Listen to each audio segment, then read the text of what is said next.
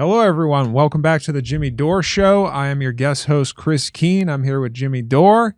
We've been talking about Tucker Carlson and Ben Shapiro a lot today. They're in a feud right now, largely over Tucker's decision to interview Nick Fuentes. We'll get into that. The fragmentation of the political right. That fragmentation is being caused purposefully by a splinter faction of people led by a young man named Nick Fuentes. They call themselves the Groypers. They are white supremacists. They hate women, Jews, Hindus, many types of Christians, brown people of a wide variety of backgrounds, blacks, America's foreign policy, and America's Constitution. They admire Hitler and Stalin. And that splinter faction is now being facilitated and normalized within the mainstream Republican Party. The main agent in that normalization is Tucker Carlson, who is an intellectual coward, a dishonest interlocutor, and a terrible friend. And Tucker Carlson last week was aided, abetted, celebrated for normalizing Nazism within the Republican Party. He has said normalize 3 times so far. Let's see if he says it again. This is woke language. Don't normalize that. Just by talking to someone, you're normalizing it, apparently. By the mainstay organization of the traditional right, the Heritage Foundation. Now, before we explain what's been happening, let's make one thing clear. This is not about free speech or cancellation. It was never about free speech or cancellation. The issue here isn't that Tucker Carlson had Nick Fuentes on his show last week. He has every right to do that, of course. The issue here is that Tucker Carlson decided to normalize and fluff Nick Fuentes. There it is again. We're normalizing. Just by talking to someone, you're normalizing it. You can't have a conversation with someone. I understand the critique that you should, if you interview someone like Nick Fuentes, you should push back. You should criticize his beliefs, or at least question him on them. But this idea that you're normalizing someone just by having a conversation, the media has always interviewed people who are thought of to be controversial. I've seen Jeffrey Dahmer was interviewed by the news. If you've interviewed a U.S. president, you've interviewed a mass murderer. Every recent, at least, U.S. president has dropped endless amounts of bombs on the Middle East. This idea that you're normalizing someone or condoning them just by talking to them is really toxic, I think. Heritage Foundation then decided to robustly defend that performance. Those who criticize both Tucker and Heritage aren't canceling. They are quite properly drawing a moral line. All right. Then Tucker was on Megyn Kelly, and he explains why he talked to Nick Fuentes. And then I got all these calls from people saying, do you know anything? I don't know anything really about Nick Fuentes, other than he's attacking my dad, my wife, and my son. And it was like, actually, Nick Fuentes is the single most influential commentator among young men. Like, period. He's got 5 million subscribers on Rumble. It's bonkers. And then it turns out that, he has no advertisers. They've been trying to cancel him since freshman year in college. Ben Shapiro actually tried to shut him down freshman year in college. And it didn't work. In fact, it had the opposite effect. So I was like, And so on that. So Nick Fuentes is more popular than ever. They've tried to shut him up and cancel him. It doesn't work. That never works. Anytime you try to cancel something or get rid of it, it just makes it people want to listen to it more. Banning things does not get rid of them. The way you fight someone like Nick Fuentes, if you don't like his ideas, you fight bad ideas with good ideas. This is a point that Ben Shapiro has made. Yeah, he used to make that all the time. That was his whole thing, is like, we should be able to debate. We should fight bad ideas with good ideas. We should not cancel people or deplatform them or say, don't talk to that person. People used to say this about Ben Shapiro. Don't platform Ben Shapiro. Don't even talk to Ben Shapiro. Otherwise, you're a racist and you're platforming dangerous ideas just by having a conversation with Ben Shapiro. So it's a ridiculous notion. A million people I know, like, maybe I should interview Nick Fuentes to hear what is this actually? And so I decided to do it, and I thought it would be controversial. I didn't think it would become what it's become. I'm not going to offer any defense other than, it's kind of interesting. I've interviewed I'm doing this for 34 years. So I've interviewed everybody, most of them bad people, to be honest. Right. I interviewed Liberian militia leaders during the Liberian Civil War, all cannibals, every single one of them. It tasted human flesh. And first of all, I kind of like them. I'm just being honest, because I like people. Don't agree with cannibalism. Pretty opposed. Right. See, you can talk to people and find out about them. It doesn't mean you agree with everything they do or that you're part of their tribe or whatever it is. this idea that if you talk to someone, or if we, as we saw in a previous story, if you stand next to someone, even apparently it means that you agree with them and you're validating their view. No, you're having a conversation. Just that way. I just like people, and the closer, if you can like smell someone and talk to them, like it's hard to not see the human in the person, even if he's a cannibal. None of those were controversial. Like I interview people who are hated, and in some cases like demonstrably evil, and I ask them, why did you do that? And what, what's your account of yourself? Like tell me who you are. What do you believe? Mm-hmm. And that was the first thing I wanted to achieve at Nick Fuentes. Like, what is this? Tell me. I'll give you 2 hours. I have only watched your clips for like a minute long. I want to hear, like, why don't you describe what you think? Because I think that's the small role that I play, which is to get documentary evidence of people describing what they think. I did it with Putin. I'll probably do it with every other bad person in the world because I'm interested. Not because I agree with them. That used to be normal for journalists to interview people, to get their take. I remember when Mike Wallace on 60 Minutes interviewed Ayatollah Khomeini as they were holding Americans hostage. Yes. Yeah, apparently he agrees with that guy. People used to interview Charlie Manson all the time. Yes, that was a big get. You get to interview Charlie Manson. What the hell? Right. That doesn't mean that you're a murderer. That's right. Just because you talked to Charles Manson, like no, I think anytime you interview someone, that means that you agree with everything they say. Okay, it's so ridiculous. And second, I wanted to say something very specific to Nick Fuentes, and it's this, and I said it, which is, I think it's totally legitimate to criticize any foreign country, from Belgium to Congo to Israel, because they're foreign countries. Yes. And I'll never give up that right. In fact, it's an obligation, I would say, and to be reasonable about it, and not, but what's in America's interest? Totally legitimate. It is totally illegitimate and very specifically unchristian to attack people for their DNA. Like, I hate this group. You wanted him to hear that. We all have to hear that. What I hear you say. See, there's a huge difference between criticizing Israel, for instance, and being anti-Semitic. And actually, one of the things that I don't like about people like Nick Fuentes is they blur those lines because if you try to criticize Israel, a lot of people will call you anti-Semitic. And if someone like Fuentes comes around who is actually anti-Semitic, then they're like, see, we told you shouldn't say these things because it's anti-Semitic. Well, no, they're totally different arguments. What Tucker's saying is he's criticizing our foreign policy and what Israel has done in Gaza. He's not criticizing a group of people based on their DNA. There's a huge difference there. Sort of, is that you wanted to reach him. You wanted him. Of course I want to reach him and everyone watching. But were you trying to help him in a way? I want to tell the truth as I understand it, with the ever-present knowledge that I'm kind of a buffoon and I'm often wrong. I supported the Iraq War. I remind myself of that every single day. I've made a ton of mistakes, a ton of errors and judgments. I've been carried away by enthusiasm, particularly by anger, many times in my life. I spoke to the Speaker of the House about this today. We have a sitting member of Congress from Florida called Randy Fine, who has literally texted or put on Twitter, we should kill them all. Every single one. Someone texted a picture of a dead baby, and he laughs at it. Mm. And it's like, this guy's a lawmaker who's appropriating money to a military committing genocide, and that's cool? It's not cool. No. And let's just be honest. That is much worse than anything Nick Fuentes has said. Period. So that's the crazy thing. People seem to get more upset by what people say these days than what people do. I don't understand that. I find a lot of stuff Nick Fuentes says to be disgusting, but in my opinion, even someone like George W. Bush, for instance, is way more of a sickening person than Nick Fuentes. He's responsible for millions of deaths. Yeah, you don't remember when Nick Fuentes invaded a foreign country, killed 1 million people, and then ran a torture program? And then imprisoned the people who revealed that torture program? Of course. Huh. Yeah. Do you remember that? And no one will complain if you interview George W. Bush. In fact, he goes on late night television and people think he's cute because he paints pictures now. He gave Michelle Obama a piece of candy at a funeral. Yeah, he's cute now. Remember that? Yeah. Yeah. He's a lovely man. I mean, I see posts online of George W. Bush and people say that line of, I miss when we had decency in the White House. You know what's funny? Going back to that last story with Zendaya, doesn't want to stand on a red carpet with, what's her name? Sydney Sweeney. Sydney Sweeney, because Sydney Sweeney voted for Trump. And I don't know if you saw Jimmy Carter's funeral, but Barack Obama and Donald Trump were sitting together, giggling their heads off.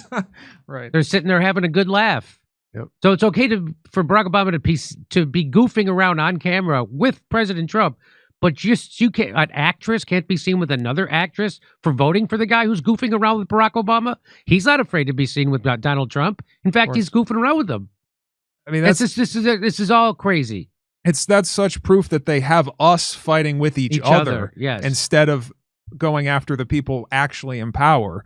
It's okay for them to do it, but they want us fighting with each other. Pushback has been when you had Jeffrey Dahmer or the Ku Klux Klan, et cetera, these journalists went after them, like exposed the terrible things. And Nick Fuentes has said a long list of very vile things. Big time, including attacking my dad, which was the most vile of all, in my opinion. Yeah. I mean, I personally have watched videos of him questioning the Holocaust, likening it to baking cookies in the oven. And there's no way you could have gotten to 6 million, seems to be his theory. He seems to think that we've way overstated the number of Jews killed in the Holocaust. He's ripped on poor Usha Vance in the most offensive terms, which I mean, so what do you say to those people? Say, why don't you raise any of that? Do your own interview the way that you want to do it. You're not my editor. Buzz off. I mean, I don't know. You want to go yell at Nick Fuentes? I'll give you a cell. Call him and go sit and yell at him and feel virtuous or whatever. That's up to you. I got the same thing with Putin. Why aren't you yelling at him? Okay. Why? So I can show that I'm a good person? I care about what my wife thinks, my children think, and God thinks. And that's it. All right. So Tucker did the interview he wanted to do. If you want a different interview, you do it. That makes sense. I don't get it. I don't think the point of Tucker's interview was to be this super, let me get this guy. He was trying to understand this person more. So take from that what you will. Some people look at that as you're endorsing their ideas. I would have done it differently. I would have critiqued what this man thinks more, but I wasn't doing the interview. So if you're mad about it, do your own interview. So Shapiro then responds to this. What I saw Tucker do was not whitewash his ideas, but try to put bumpers up on the guy. I know Tucker well, and I think that was his approach. And the way, if you want to put a bumper up on Nick Fuentes, is it helpful to say, you're fucking vile, you're an anti-Semite? Yes. No, it isn't. Yes, it that is. doesn't put a... Yes, it No, is. it isn't. That makes Yes, the it audience feel good because you have hand-to-hand combat, but it doesn't help change that guy's view conversation. or his Right, extremity. exactly. So yes, you can say that, and tell him he's vile. Do that. That doesn't change people's minds. That doesn't. What changed people's minds is, like Ben Shapiro has said his whole career, you fight bad ideas with good ideas. You talk to people. You have conversations. Even the most vile people, they're still a human being. Talk to them.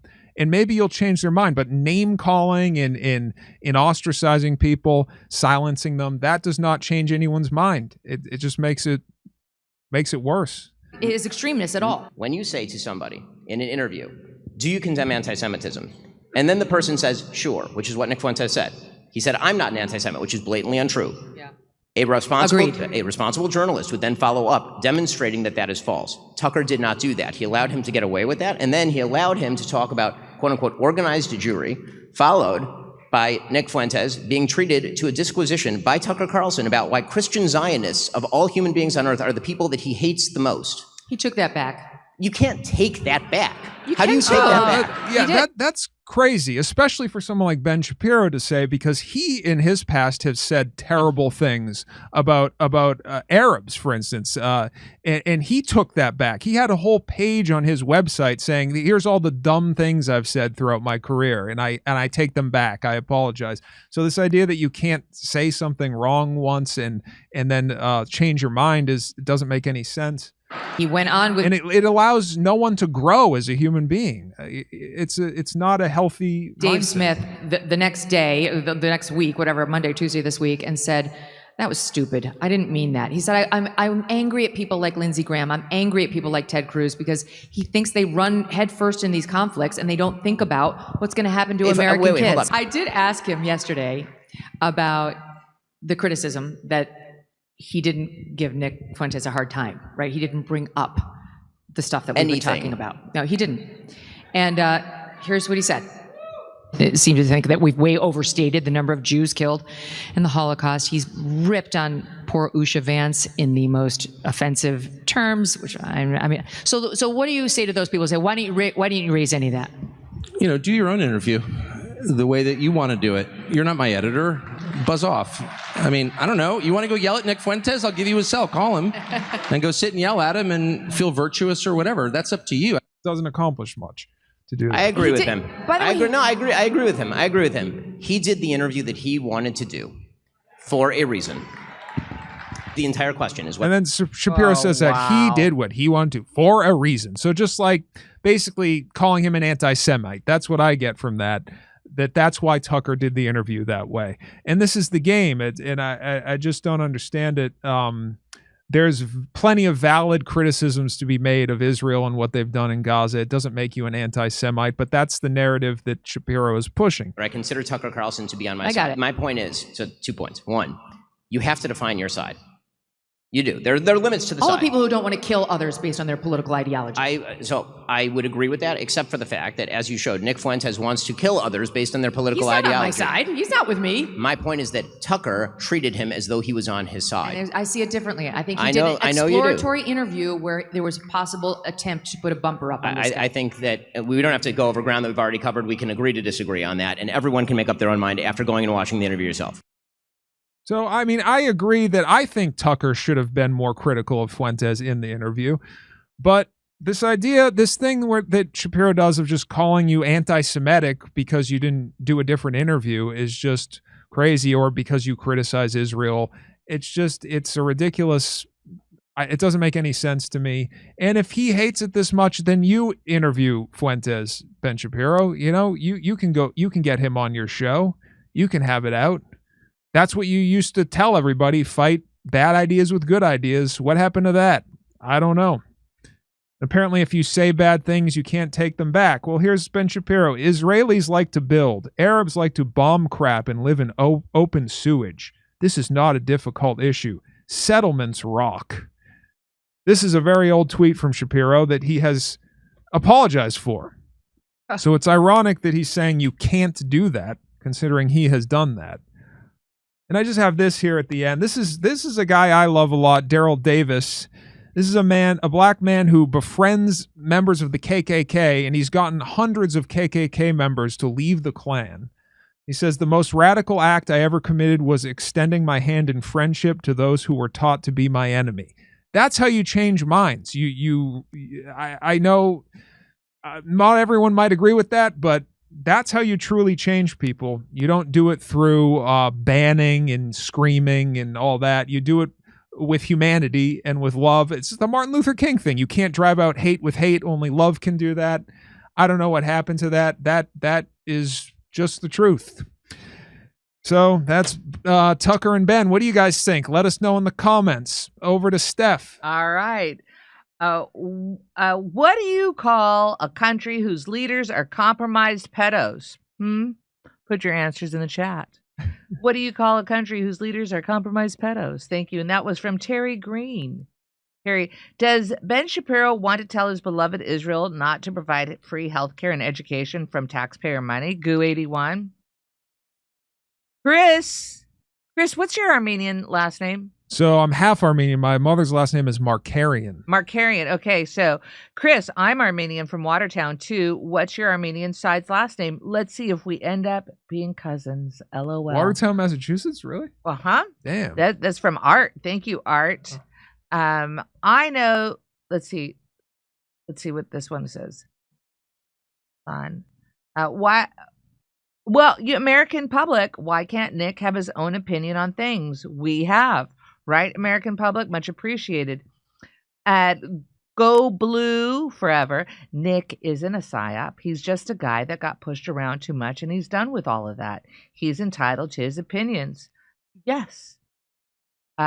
Nick lives rent-free in so many boomers' head. Bob of Atlantis.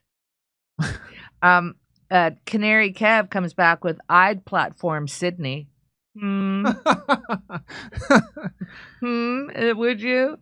A JBGT3 giggling war criminals, nothing better, right? Or dancing war criminals, that's neat. I don't buy the official Holocaust story any more than I buy 9/11, especially when you find out that Israel was a gift from England to the Zionists for getting the U.S. into World War II with Balfour. Sound chaser. People supporting a genocide crying that Fuentes is bad. Boo-hoo from CIA torture camp.